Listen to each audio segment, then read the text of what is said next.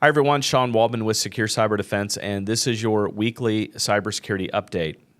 Well, first of all, thank you so much for all the new subscriptions, all the likes and comments on the 911 cause revealed video. It's been amazing. We've picked up probably around 750 new subscribers. The video has about 10,000 views, and I really appreciate all the comments. There's been a lot of comments about just confusion about fiber optic cables and redundancy and those types of things. So at the end of the video, I'm going to cover some of those comments. But I just wanted to thank all the new viewership, and I really hope that you get a lot out of these videos. There's going to be a lot of public awareness in these videos. So don't take it as these aren't scare tactics. These are videos that I cover maybe some more of the controversial topics and maybe topics that mainstream media just kind of skips over as it relates to our critical infrastructure. So stay tuned. All right, we're going to go right into the vulnerability section. There's only one. Remember, we shoot these weekly, and I try and wait as long as I possibly can. We usually shoot these on Fridays. We're shooting this one on a Sunday in order to make sure I capture as much as I can of the news cycle. So last week, Cisco announced a vulnerability with the Cisco ASA and Firepower. They called this one Arcane Door. That's the campaign name. And apparently a customer noticed some anomalies with their Cisco ASA, and they brought it to the attention of Cisco and Talos. When they looked at it, they noticed that a threat actor had installed a backdoor, two of them, one called Line Runner and one called Line Dancer, in order to do espionage activity. So I wanted to clarify something that I said in the previous video where a viewer commented on my comment about keeping your operating system up to date. I didn't mean that you need to install all the latest and greatest as soon as it comes out. I would certainly advise testing. What I was trying to say, and it probably didn't come out well, is that in the course of patching a vulnerability, you might end up on the most recent version of an operating system, whether it's for Microsoft or for Cisco or whoever.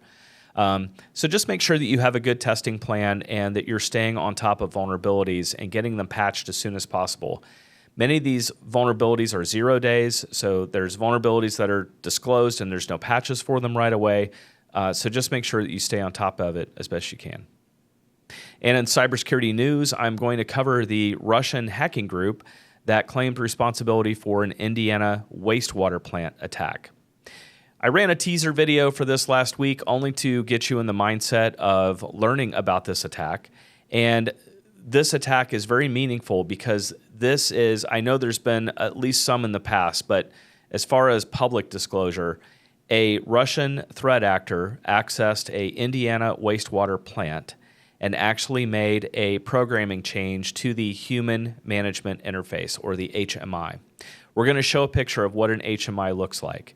If you're actually sitting in a control room at a water plant, a wastewater plant, a power plant, you have this very graphical screen in front of you that allows you to go in and change settings. You can open and close valves. If you're in a water plant, you can change chemical balances. If you're in an electric plant, you can change settings for a transformer, turning them on and off.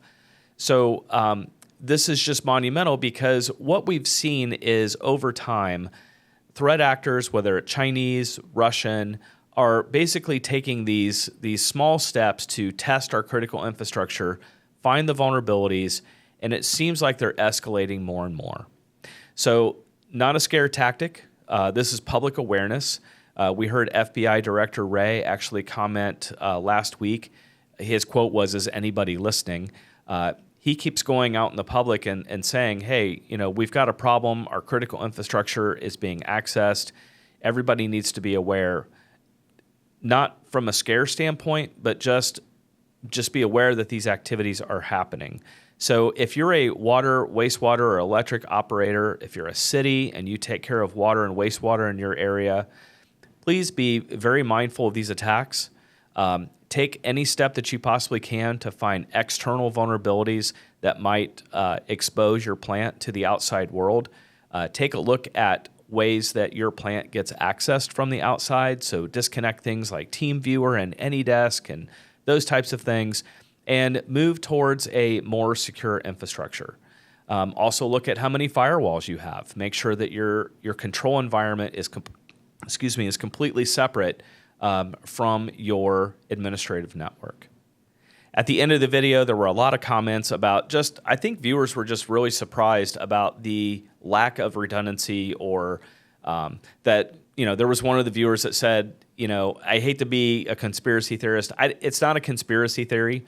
There was a breakdown. There was some type of failure, and there could have been a failure at the central office. There could have been a piece of equipment. Maybe there was the redundancy that was needed.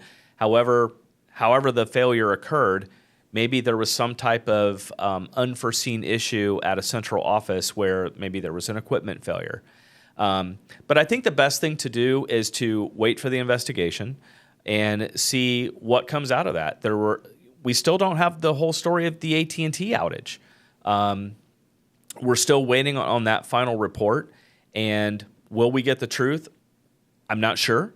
I think, we'll get what the investigators want us to have.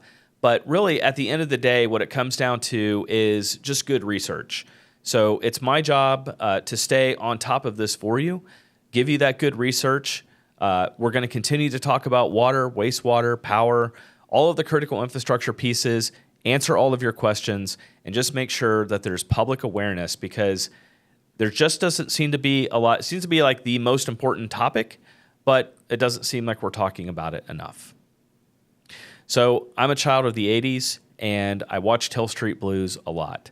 So I think our new sign-off for our YouTube channel and for the weekly cyber update will be, let's be careful out there.